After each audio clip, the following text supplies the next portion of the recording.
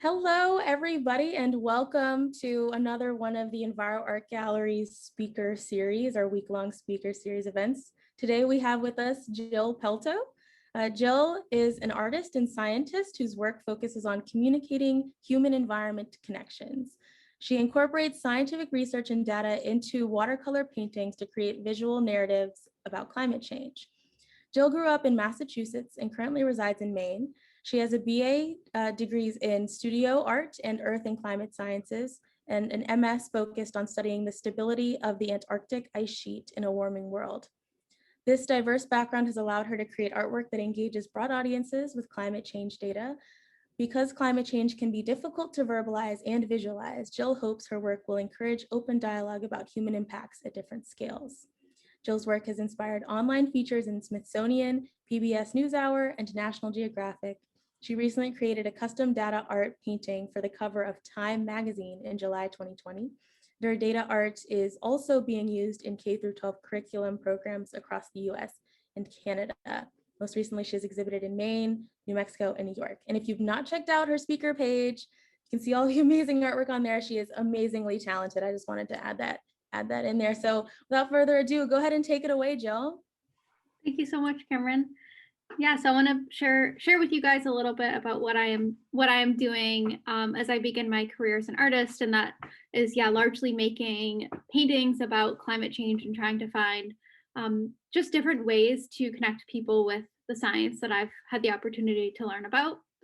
So I'm going to share a tiny bit of my science background, and then just kind of let you know, how did I kind of transition into art, and how am I using that kind of dual background in art and science to make work, and why I think that's important. So then I'll show some examples of some of my art paintings and like the narratives that I'm trying to create behind them.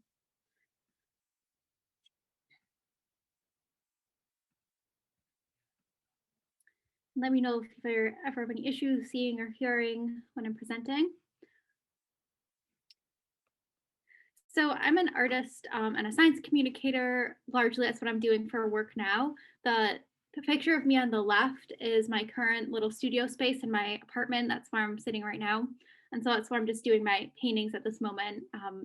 Again, that's in Maine. So I live outside of Portland, Maine, near the coast.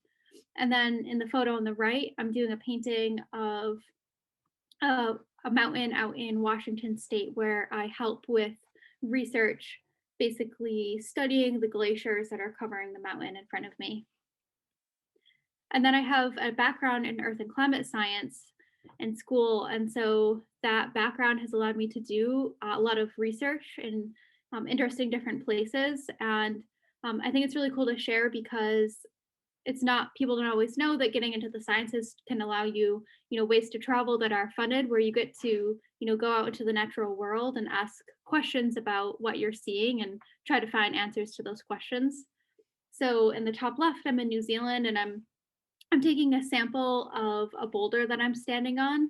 In the top right, I'm in the Falkland Islands, which are off the tip of South America, and I'm measuring the thickness of the soil.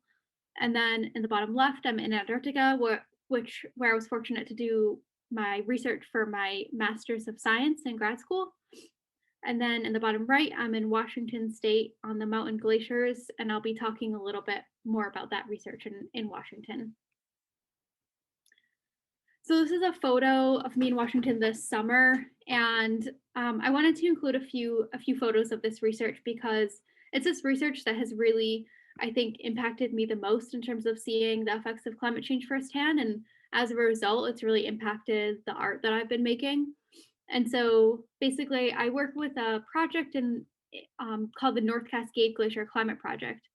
And I got involved with that pretty easily because it's a project that my dad started when he was a student. And so he started this project in 1983. And every single summer since, he's gone back to the same group of glaciers on mountains in Washington State and is studying just how much every single year those glaciers change.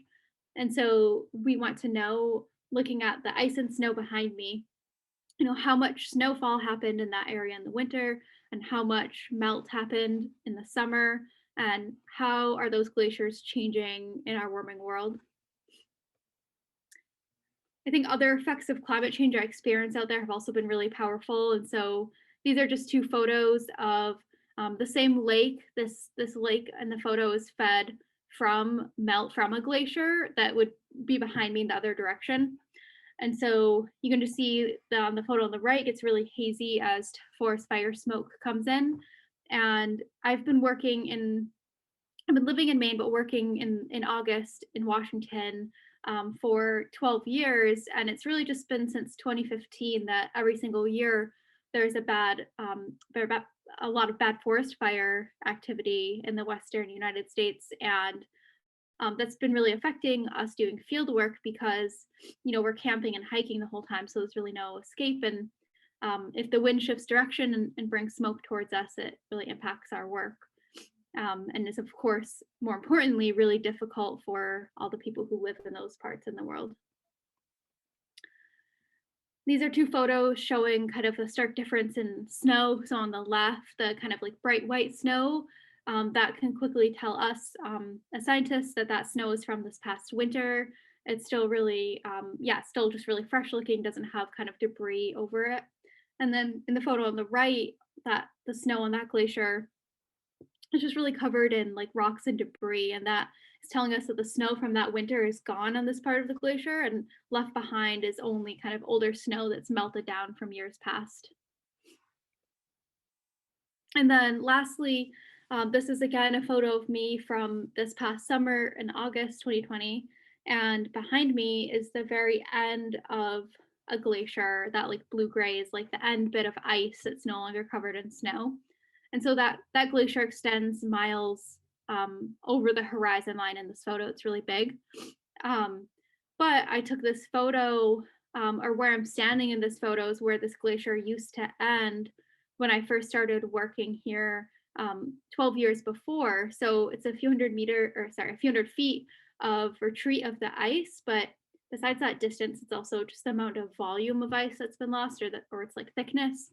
And so that's been obviously even more retreat over a longer time period. But for me personally, just seeing those sorts of impacts are really powerful and emotional to get to experience firsthand. But even if people do live near these sorts of landscapes and get to see this, to get to go back every year like I have and see it firsthand, that's not something many people are going to have. And so I want to take that emotion and that opportunity that I've had to do this and communicate that with people in new ways. And then this is just a photo, again, of one of the mountains that we work on in Washington. So I just think, living in the East Coast, we don't have, mountains like this. We don't have glaciers. And so it's really spectacular to get to go see and to get to work in these places. And all of that snow and ice covering this mountain, which is Mount Baker. It's about it's almost 11,000 feet high, and all of the snow and ice is a really important water resource for Seattle and a lot of the communities in Washington, and the same is said for a lot of places in the world where there are glaciers. And so we need to know, how much are these glaciers going to be changing now, and because the situation is that some of them will be able to survive, they'll just be smaller than they are now. So in trying to combine art and science, as a scientist in the photos I've been showing, I've learned how to develop, I guess, scientific practices. And by that, I guess I just mean, like how do you ask questions about what's happening to our world and try to figure out answers to those questions when you're out, kind of just in nature. And then as a scientist, I've been able to gain just that stronger background, or at least touch the surface of, how does our Earth and climate system work? How is climate change over Earth's history happen, and why is that different than human caused climate change? And then I've been able to learn, what are the ways that scientists tend to most often communicate. And I think that that evolves and changes, but it's typically been through, scientific talks, through posters at conferences, through publications of their research with data. And so all of those are really great forms of communication. But sometimes they will only reach, certain types of audiences, like especially other scientists in their field. As an artist, the skill sets I've been developing are definitely overlapping but have some differences. And so I've been really trying to learn how to tell like a story or have like a narrative in my artwork. And so besides the technical background, I've also gained the background in how to, begin to incorporate complex topics in art, which is, it's been done throughout art history. And then lastly, learning about how art is such a powerful communication tool. And for my case, that's been for visual since I do 2D art. And then also just how we can use composition, how we can incorporate emotion. So by combining art and science, my goals are to combine the scientific information that I'm getting to learn about or even collect with the visuals of my art. And in doing so, bring maybe more of that emotional view of the data. And lastly, just help share environmental stories that maybe more people can relate to or just a different audience can relate to. So first, in combining science and art, I have just made paintings of what's in front of me when I get to go do science fieldwork. This is again Washington State, and the landscape behind me is pretty surreal looking, but it's on one of those mountain glaciers in Washington, and it's all broken up ice because it's an ice fall, and those form when the glacier or ice flows over a really steep point in the mountain. So it just kind of breaks apart as it flows over like a cliff. And so I was painting that in my painting. I was trying to capture some of those cool forms and lines in the icefall. When I started, it was really sunny, so I painted this blue sky and on the mountain that quickly changes. So it was cloudy by the time I finished and took this photo. And these are two more examples of paintings I've done like that are capturing field work or just kind of capturing what's in front of me. And so in the photo on the left, I had painted some scientists that I was with that were taking a core in the glacier. They're actually taking out the snow, not the ice, to look at just different storm events during the winter. And then in the painting on the right, that's actually a painting of me. So I did that from a photo, obviously. And I was on a glacier, and it's hard to tell, but I'm standing next to a big crack, or what's called a crevasse in a glacier, where the ice is pulling apart. And I was measuring the thickness of that crevasse. And so these doing paintings like this have been a way for me from starting to do science work to kind of bring my observational art eye to what I'm doing with science and just kind of take a moment to observe and appreciate what's in front of me. And so these have been and are still my initial ways to kind of combine science and art. And now I have been trying to push that further by introducing more narratives in my art and by incorporating scientific data. And so this painting on the right is the first painting that I made that included data directly into it. And I'll walk you through the painting, but first I just wanted to go over a little bit about what the data is. And so the data graph on the left is the data collected by the North Cascade Glacier Climate Project that I work with in Washington. And so on the y-axis, it says annual mass balance, and the mass balance of the glacier is just its budget every year. And so how much snow did it gain in the winter versus melt in the summer? And so that budget is going to be negative when it gets more melt than snow, which is what's happening. And so that line is going to decrease over time as the glacier loses balance again and again. And the time frame in the x-axis is 1984 to 2014, so 30 years of change, showing how much loss has occurred to these glaciers in Washington. And we have data up until present, but I first made the painting on the right in 2015, after working in Washington that summer. So I'd come back to school. I went to school in Maine, where I live now, and really wanted to make art that was showing people back on the East Coast what I'd experienced working in Washington. And that was because 2015 was one of now many years where drought was really severe in Washington, and that was resulting in, of course, like the streams and reservoirs being low, affecting wildlife, affecting drinking water, and then also just such bad forest fire activity. And it was definitely the worst year I've seen in my 12 years on the glaciers. There was just so little snow left from the winter, and they just had retreated and changed so much, and it was just really emotionally impactful. And so I made that painting on the right to as part of a series to communicate that. And so it's supposed to be a glacier where the data from the left is the top kind of like profile line. And I still wanted to include those like beautiful patterns and colors. Um, but the glacier gets more kind of brown and dirty and thinner at the bottom as it gets smaller.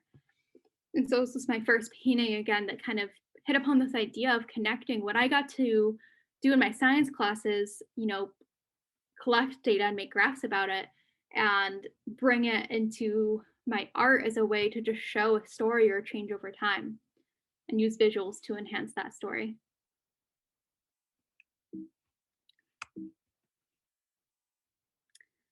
So when I am making one of these paintings, my first step is just choosing the topic, something that I or someone else somewhere else in the world is experiencing, and that I feel like an emotion about, whether that's like a positive or a negative change or somewhere in between, but just like a story that I want to make sure that I communicate in my art.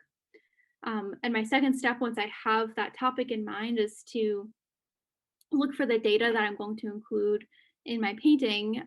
That can be a tough part of the process, because sometimes the data that I have in mind for the topic might not exist. I might not be able to find it in a reliable way.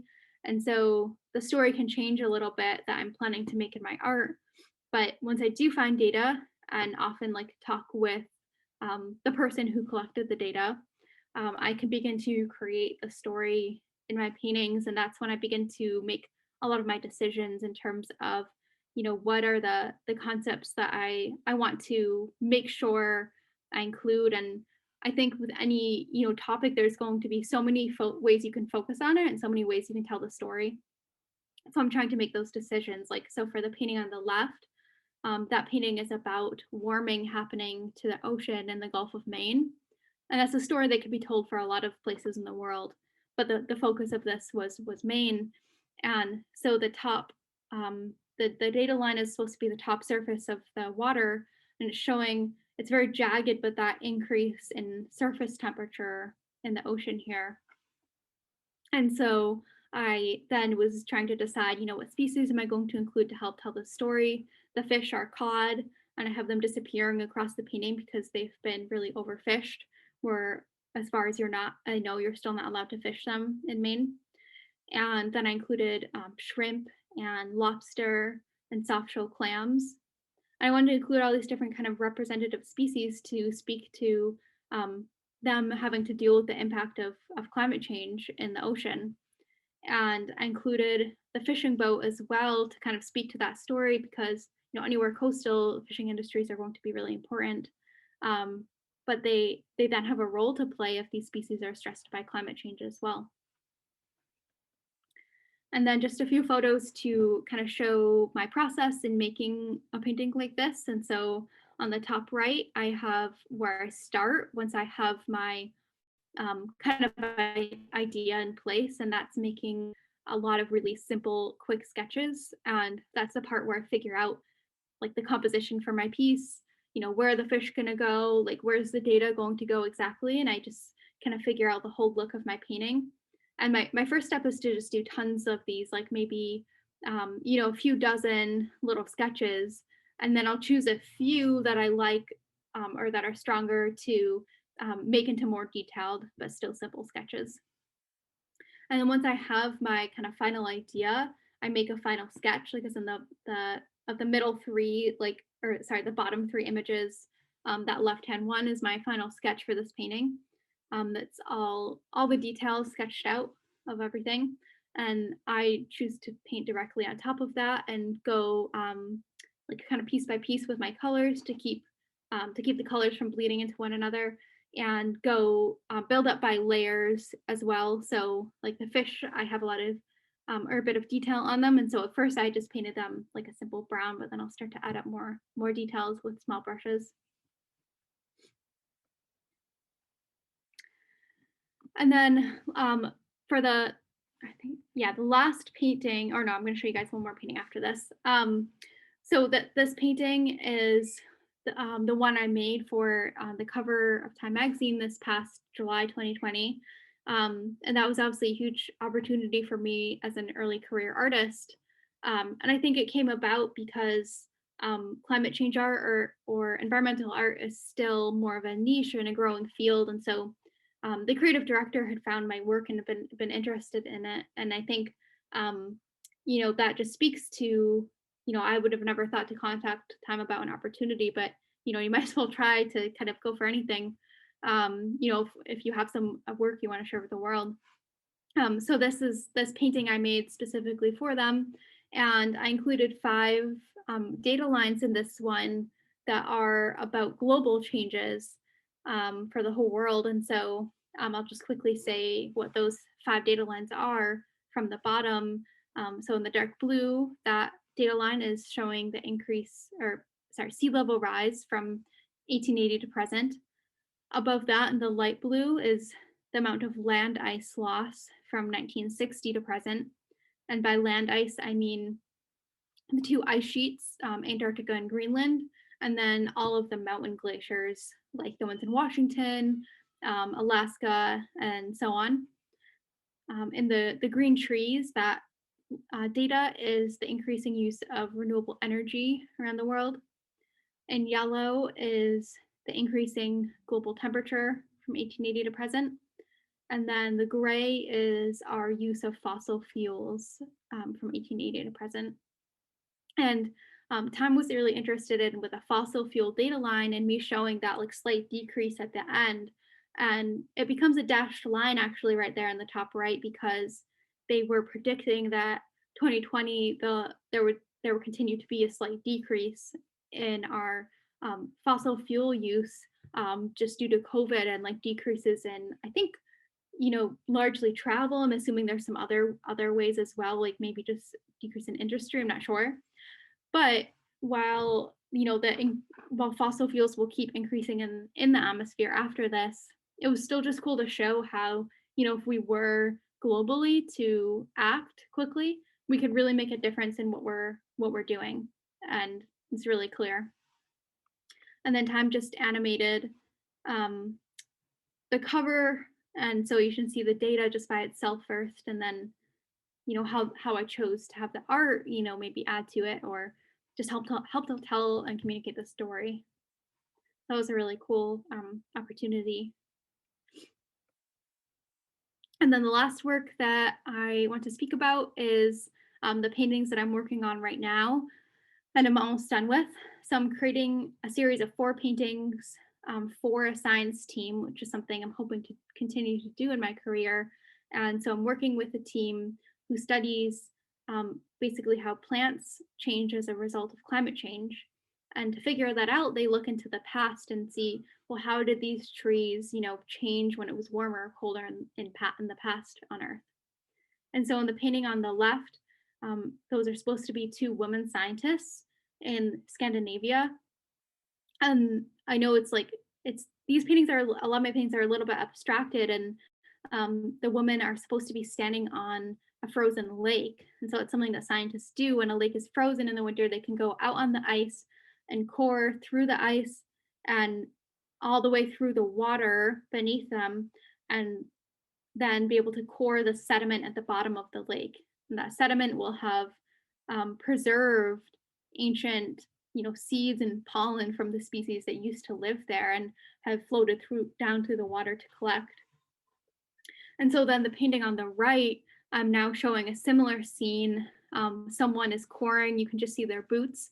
And then that gray kind of tube next to them is supposed to be like a metal piece taking a core into the soil beneath them. And so it's supposed to be like a cross section of the soil where you can see different layers through time. And then on the left is the next painting in the series, which is then taking that core that the scientists took and looking at what was in it, which is all these seeds and pollen, which are really kind of cool and funky shapes, and how they use those seeds to learn about, again, what plants were there in the past. And then on the right is the 4th painting in the series, which is a map showing how these species of trees have kind of migrated around Scandinavia in the past. And I can go into that painting more, but I wasn't planning to right now. So basically, there's going to be one more painting, but these four are part of a series with this team to communicate, how are they doing their research? What do they find from it? Why is it important? Things like that. And so then on the right are just the slightly more detailed sketches that I made and was sending back and forth to the scientists. Some of them changed a little bit since that time. I'm actually going to skip this. This is just about the last final painting I'm going to make. And so then I just wanted to show a few of the kind of ways that I get inspiration from making paintings like this. So what I do when I'm making a new painting is kind of make these collages on my laptop, just in a presentation. And those collages are just like, images and things that going to inspire my painting, or just, show me how to paint what I want to paint. Like, what do these trees look like? What are the colors in this landscape that I can take inspiration from? And so all of these photos were sent to me from the science team I'm working with, and I'll use them as inspiration for my paintings and save them all. And I thought these were cool. These were a lot of the images the scientists sent me that were from the microscope, images of the ancient seeds and the pollen that they were finding in the cores. So those were cool to see and fun for me to paint. And then in the right is kind of an example of some of the information I'll get from the scientists that I'm trying to interpret. So she was trying to sketch for me a core and like what my painting might be able to show. So it's definitely had to like kind of decipher that and like talk back and forth with her, like, okay, what should this painting show? She's the expert on the topic and I don't know much about it.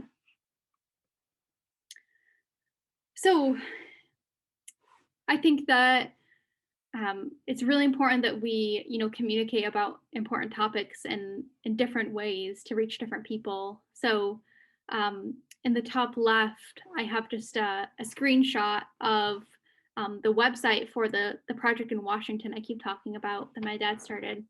And so on that website, you can see there is available the publications that he's written.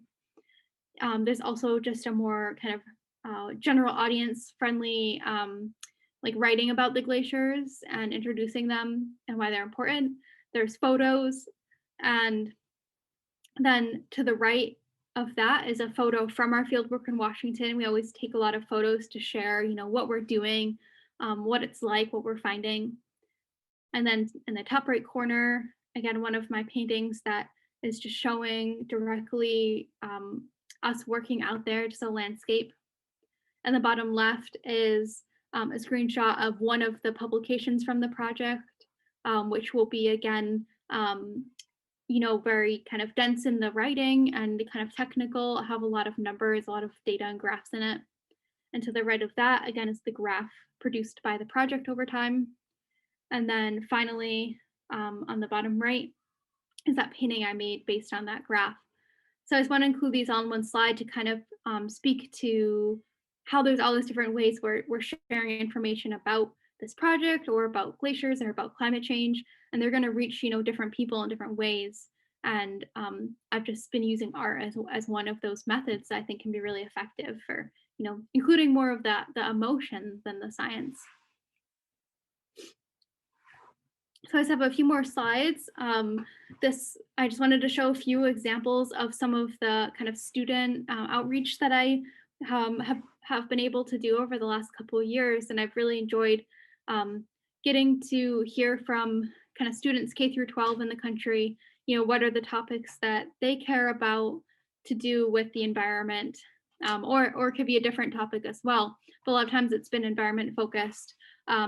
And so all these examples I'm showing are students making their own data artwork inspired by mine, but taking it in their hands and finding really cool ways to express things that they care about. And, in doing so, for some of them, engaging with those who might be more interested in, science or math versus those who are maybe more interested in art or storytelling, and students who who always kind of were drawn to both, like me, which is probably a lot of students. Um, and I have a few more examples. I think these are just, I can't quite remember, but I think these are just a middle school class. And I've just been really kind of inspired and surprised again and again at um, how much depth they have and how much kind of understanding and care they have even at a young age for what's going on in the world. I wish I saw a few more kind of positive environmental stories as well, but I guess that's not, what they've been hearing and learning. So that's not what they've been expressing. And then lastly, I've been really trying to find other ways to kind of promote science art. And so whether that's been on, like kind of a conservation journal um, or like a book or magazine cover, I think these are other opportunities for kind of people to see these topics and engage with them in ways they might not expect. And so it's been really cool, just opportunity for me career wise too. But I think it also just tells me how kind of open people are to interdisciplinary and to this growing field of science art. So my kind of primary takeaways are just that I view different types of media that can communicate complexities in different ways. And so it's been important for me to think about like what those loose boundaries are of the media and maybe what audiences they're best intended for or most commonly, attract. And so whether that's, through the arts, like I'm doing through kind of journalism, writing, through science data or school outreach, there's all these different ways we can, communicate about things that are important. And I view art as one of those really powerful ways to connect with people about important topics. I think it could just really, tell stories in such emotional ways. And for me personally, I'm hoping to use my work to make climate change feel real, but not just in ways that are scary, in ways that are, maybe inspire people to take action as well. And thank you everyone very much for listening. I look forward to talking with you or answering any of your questions.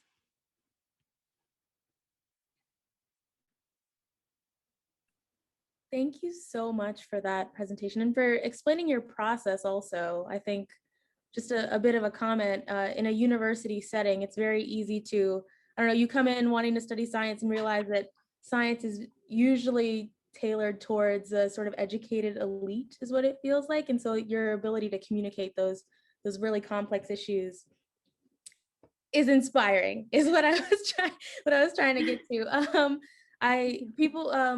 Please feel free to put any questions you have in the chat or to unmute yourselves. I can start us off here. Because I am just curious in terms of your strategy for choosing topics, because climate change is so big and so for the longest time you couldn't really see it, you couldn't visualize it unless you were, say, living in a community that was directly impacted by it. And so when you're choosing your topics, I'm just curious how you go about picking things that'll really resonate with people or that like effectively communicate this really big issue. Yeah, it's a good question. I think it's been like almost honestly like a little bit like piecemeal so far, as I've seen, and just choosing topics that like some of them, just a couple of them have been research that I've been involved with, so that's been cool to show. But most of them haven't been, and so I've tried to show a range of topics from different, environments around the world that different people might have experienced. And I've definitely done a few more about things that I've experienced, like either stuff in Washington with glaciers or stuff with Maine. But I've also done a lot of pieces that are more of like a global view of things too. However, I do think that going forward, I really want to keep in mind like what you brought up about like what a little more what are the topics that I choose, and I also want to be conscious of like what like having narratives as well that are maybe more like that have some hope as well or kind of point towards like positive changes, because I think those stories tend to be not given as much attention. And so we think that, it's all kind of negative news when it comes to climate change and the environment. And there's a lot that is, but there's a lot that isn't as well, and that is, being happened, or that has happening as a result of, climate change. And so far that's just looked like, some grasp about renewable energy, but I think there's a lot more. And I also think it would be cool to maybe directly include people a little bit more in my paintings. I just think that's harder. It's harder to do, to also include that side and make sure you're telling that story well. But I think it's an important story to include. Thank you. We have a question in the chat. Beautiful artwork regarding the global change painting. I was not able to determine your story. Oh, and then you explained it. Wow, I don't know. This might not be a question. Let's just read. Then you explained it. There is a sense of relief that I understand, and the lovely artwork takes on the meaning that you are trying to convey. So compliment all around on that one. I'll just also read out, we have another compliment. Thank you, beautiful images and very creative way to illustrate data. Thanks for showing the process with all of the thumbnails. It's not easy to convince my students of the usefulness of thumbnails. That leads into an interesting question when you're doing your work with students, with younger people, where it's very easy to, perhaps you're not going through the same process with them, but how do you go about teaching students to engage with the data and to like put their creativity in the process behind creating the art, if that makes sense? Yeah, and I think only part of it has been for me, because a lot of times with schools, like sometimes I can really be hands-on in the whole process. Sometimes it's just like I'm introducing things to students and giving feedback, but like their teachers are the ones doing the hard work and like leading them through, the whole thing. But when I have been able to, like, go into classrooms and like work more full on with the students, it's definitely a learning process for me. But I think most of the time when I've done that, like students, I've like brought in some graphs for students to choose from. I think it's cool also if they choose their own.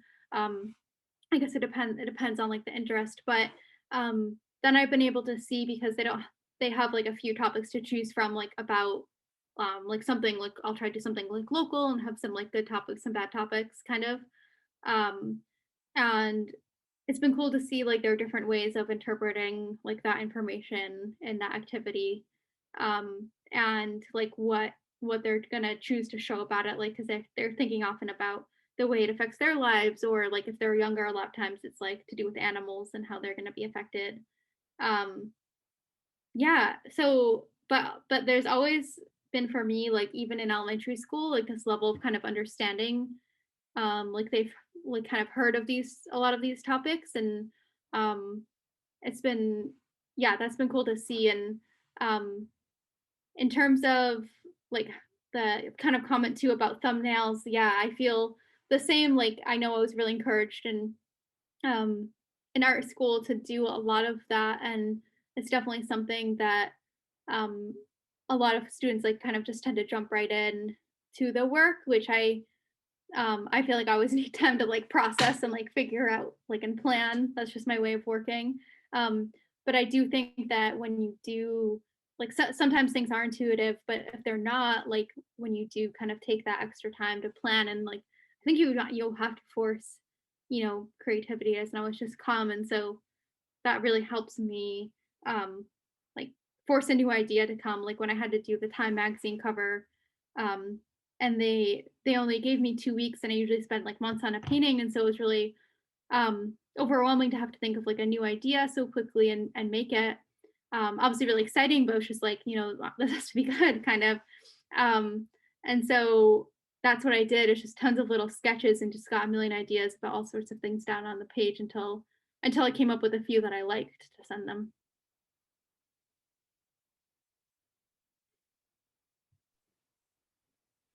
I have another question that I can ask while people continue to think of additional questions. When you mention wanting to perhaps incorporate people more into the pieces, I know a lot of the pieces that I noticed on like your website, they spotlight animals, and in terms of like people and their interaction with climate change, is that something that you're looking to moving forward? I know currently it's like people who are doing the science, who are collecting the data, who you've been depicting, let's say communities that are impacted on the front lines. I'm just curious, your forward look, what's next when it comes to covering climate change? Yeah, I think that's definitely like a really important like next step. And I think I've just kept it to the science. In the past, I think when I was younger, I didn't really think about it. And I've a lot of times the changes that I'm showing are obviously like, almost all of them are like human caused, but it's not like the direct like kind of point at like including them in this story. And I think exactly like showing people who are taking action, people who are being impacted would be really powerful. And just as I communicate with scientists when I'm making their work, I would need to make sure I'm talking to people with those stories, and including those narratives in my painting. So I think that is adding another level, um, that could add another level of connection for people. And um, I think it would be really cool to have like some paintings in that. And I think that could be especially effective if it was like a series, because I'd be able to tell like a story maybe throughout that series of paintings. And yeah, that's definitely like a plan for the future. Like by that I guess I mean like the next couple of years as I finish up some projects.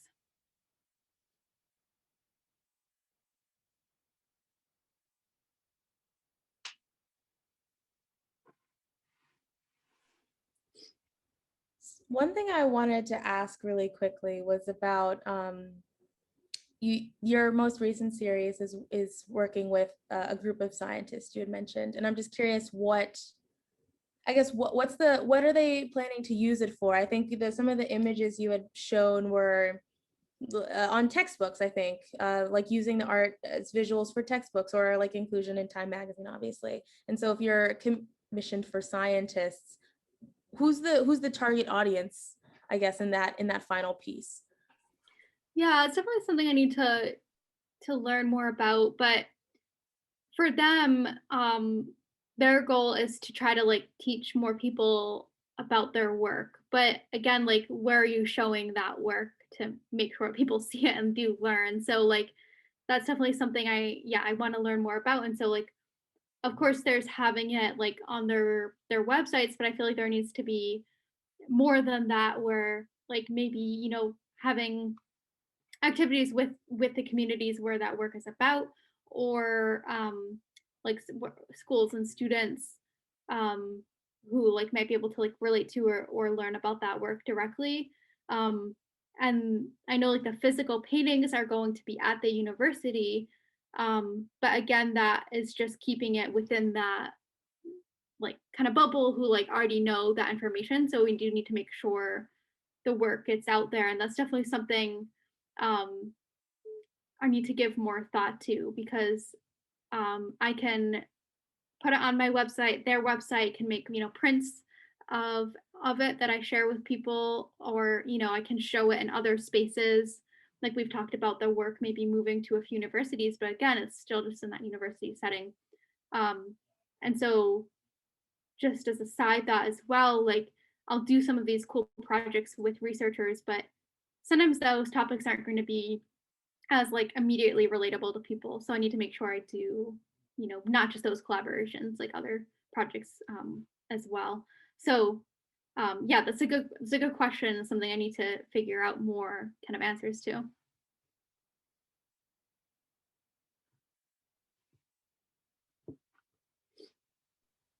I have one more question, and if nobody else has any questions, then I think we can wrap up. But I wanted to ask about one thing you highlighted in that Time magazine piece that you created was like that downward trend at the end as a result of COVID. And I just think it's really interesting to look at climate change in the context of COVID and how that has been reflected in your work or in conversations. I know you say it takes quite a bit of time for your pieces to come together, but I'm just curious how those trends might be showing themselves in your more recent pieces, or in how you want your pieces to look moving forward. How do you like to incorporate weird COVID times into your stuff? Yeah, it's a good question. It would almost be cool to make a piece kind of specifically about that because I feel like I've seen a lot of interesting stories like about good and bad effects. Like, like we're doing so much shipping, there's all these like kind of masks this litter. We're using a lot more like this like one use items right now. So it's like those negative things, but then there's been, the reduction in like fossil fuels is like a big thing. And then I know like air quality was better for a while and like there was some species that were doing better. I can't remember why, but somehow related.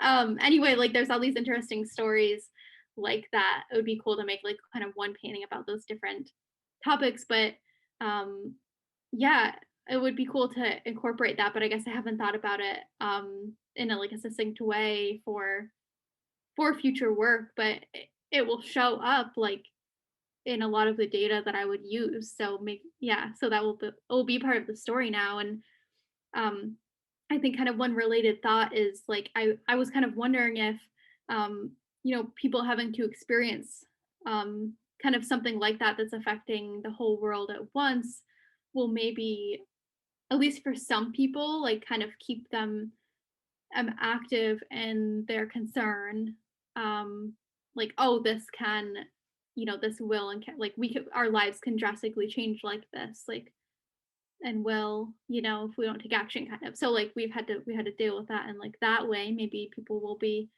um yeah it will seem more real that that can happen that things can so quickly change like that for the whole world.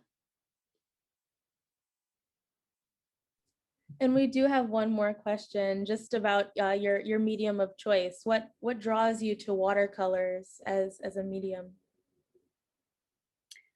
Yeah, I think I was drawn to them because when I started getting to do that science field work, like I was showing, I would like to bring in a little kit with me, and I'd be like backpacking everything in, and so had to be something that was easy to transport and like small and lightweight, and so I was initially drawn to like sketching and colored pencils, and then watercolors because watercolors is like you kind of just need like a tiny little palette and only a little bit of water, whereas like with acrylic or something, you need like a whole kind of big tube of paint and it will like dry up and easy and stuff. And so it was just like really accessible for me. And like that first palette I got, like maybe it was $50 or something, but then I've literally had it, for like 15 years. So it's like just lasts and like it's so sustainable in that way. Um, and so I just as a result, like feel like I just kept working with that medium and got like the most well versed with it where like it's kind of the medium where I just like kind of developed my voice as an artist. And so I think when I love working with other mediums, but when I do, I feel like I haven't quite developed my voice with them or something. And so that's definitely a goal. And I do work in other types of paint and printmaking, or I guess like the main other things I do. But yeah, I think just like developed my skill set with it the best. Awesome. I know Kendall does a lot of watercolor stuff.